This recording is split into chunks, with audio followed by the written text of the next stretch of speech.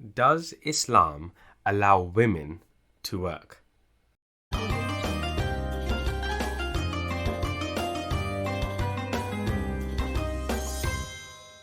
Assalamu alaikum. Welcome to another video on the Qur'an study channel.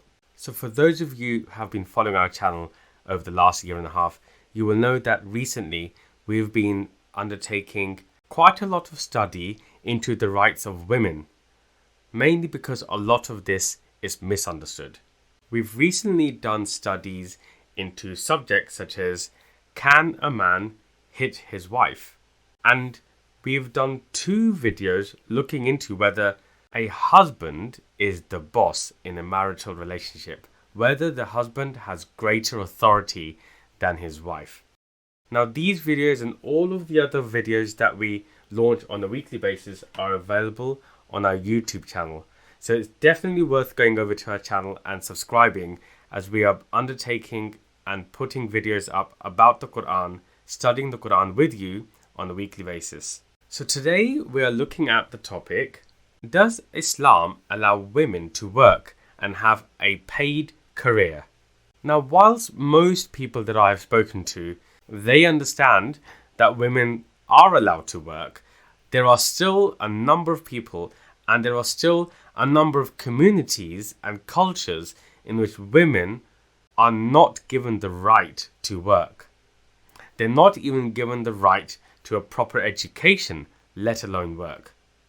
And so that's why we need to study the Qur'an and understand what God, our Creator, says about this to us. So the first thing that we need to note is that nowhere in the Qur'an has God said that women are prohibited from working. And that's really important, because God also says to us in the Qur'an that we must not make something unlawful when He Himself has not prohibited it. And I've given a reference here from the Qur'an. Go away and have a look at that. So if you hear somebody claiming that in Islam women are not allowed to work, then that is a man-made rule. It is not coming from Allah. So once we know that, you could probably leave it at that and say, well, we have our answer. And that is true. But I think given that we are studying this, we should probably reflect on a few other very important points. And the reason why I want to go through these important points, because if these are not understood, it is often the root cause behind misunderstandings about the rights of women in Islam. And I should say that in our previous videos, we have already discussed and studied these. So what I'm doing is pulling some of these back together for us, so it really gets ingrained in our mindset. One of the problems we have is that when we study the Qur'an, we find it very difficult to empty our minds of preconceived notions. So for example, if we have a preconceived notion that, well, women are not allowed to work or should not be allowed to go out of the house to work, then it is very difficult for us to obtain guidance from the Qur'an. So let's empty our minds and look at some of these very important points. Number 1, men and women are equal in the sight of Allah. We've looked at this previously and I've given the references here again. Both are equal. One is not superior compared to the other in their totality of existence. The second one is that both men and women have a responsibility to comply with the terms of the deen. Both have a responsibility. Both have equal responsibility. Both are striving and struggling to submit to God. And also, both are allies of each other to help each other to submit, to achieve their goals, to achieve salvation. The third point is that when men and women get married, they both have their respective responsibilities. Okay? We've studied this previously. But that does not mean that the other cannot get involved and cannot help them. For example, we studied that in a marital relationship, The man is responsible for supporting and providing for the family. Do you recall that? But that does not mean that the wife cannot work. It does not mean that the wife cannot help with the provision for the family. Of course she can get involved. And indeed, in certain circumstances, she has to get involved. If they're not able to make ends meet, or if the husband is unable to work for whatever reason, then of course the wife can work. She's not prohibited. Another example, the wife, when she becomes a mother, she will of course take the responsibility for weaning the child, because the child will of course naturally look to the mother for the weaning. But that does not mean that the father cannot get involved and help the wife during this very physically and emotionally draining time. And in fact, the father should be helping. In many cultures, the fathers are considered not to have to get involved in supporting the raising of the child, the weaning of the child, even in their early years. And the fourth point, and again we've studied this, is that a married couple are a pair. They are a pair, both of equal stature. And we've studied that God tells us that they should decide through consultation. They need to consult with each other. And they will consult and decide what is right for them, what is right for the institute of marriage that they have come into, and what is right for their family and their household. Who should work, who should not, how they will raise their children, who will take what responsibility in raising their children. They will consult and decide these things together. Can you see now why you cannot make an arbitrary decision or assumption that a woman is not allowed to work? When it comes to intellectual capacity, even when it comes to physical capacity, if a woman is supported and given the same opportunities as a man, she achieves. She achieves, she delivers.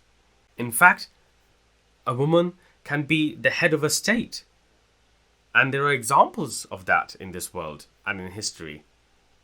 The thing that stops her is men and the opportunities that they are given. God has not forbidden this. God has not made a woman less capable of achieving these things.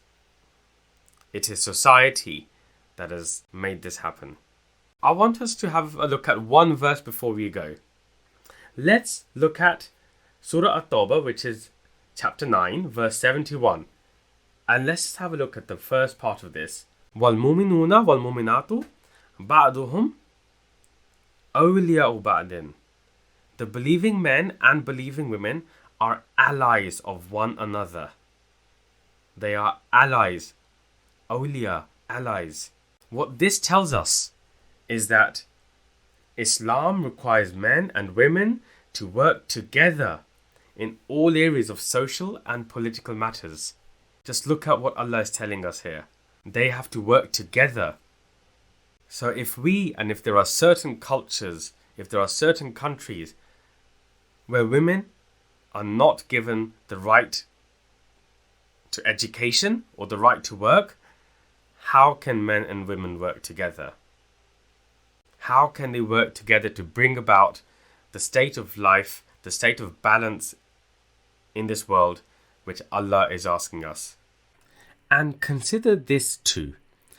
It can be considered slightly hypocritical and paradoxical when those men who consider it to be a rule that their wives cannot work or should not work without considering their circumstances, when at the same time they wish is for their wives to only be treated by a female doctor when they are unwell. So on the one hand, they consider that women are not supposed to be out making a career, But on the other hand, they expect the doctor that attends to their wife to be a female. That, I think, is slightly odd. So, hopefully, that is abundantly clear. The answer to this question: can women have a working, paid career? The answer is yes, according to the Qur'an. So even if you knew the answer to this question, I hope with the help of the Qur'an, it is even clearer, and when you are having conversations with people, you can discuss this in the context of the commands of our Lord. That is why the study of the Qur'an is so important. And don't forget, we are going to be covering in our future videos all of these other very important and sometimes controversial topics. We're going to study these with the lens of the Qur'an. For example, can a Muslim man marry a 6-year-old girl? What are the divorce procedures and women's rights? We're going to be talking about halala and also iddah, when women are prohibited from going outside if they are divorced or widowed. Such important topics which affect women and are often misunderstood. So if you like this video, please do click on like and make sure you provide comments to us as well. As I've said previously, we very much appreciate and we learn from your comments. So let me know what you think. Let me know what your family thinks. Let me know what people you know think about this matter. And don't forget to subscribe to our channel, because we are studying the Qur'an and putting up videos studying the Qur'an with you every week. Until next week, Assalamu alaikum. أفلا يتدبرون القرآن